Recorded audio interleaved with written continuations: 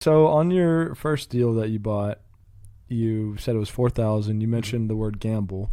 Um, I'm sure, knowing a little bit about you, your brain, analytical numbers. Did you know a lot about that property? Utilities, zoning, flood zones. Did you know that, or did you not have that knowledge at the time? The only thing that I had kind of gathered at that point was this was not in a flood zone. Okay. And I knew that properties were selling in that area. I had seen properties listed for sale, and I knew that from the advice of a close friend of mine now, Yasir, he said it was a good deal.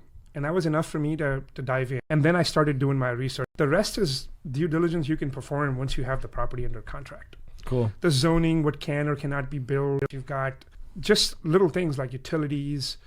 All of that can be found out. And you know what?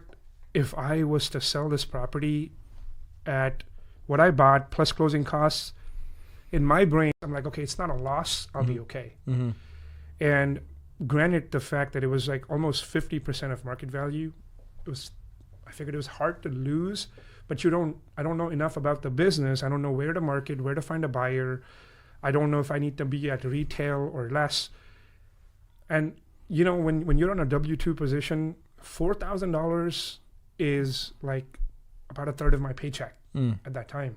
That's a big amount to gamble with, and I probably wouldn't think twice now. I bought some properties which I consider are gambles that are in the $30,000-$40,000 range now. Well, the reason I fall back on that gamble word. The reason I think that word's important is because I don't feel like it's really a gamble if you are doing the research and you know what you're buying and you understand the property. Yeah. Because you're not going, 4,000, you're not doubling it or going to zero. Right.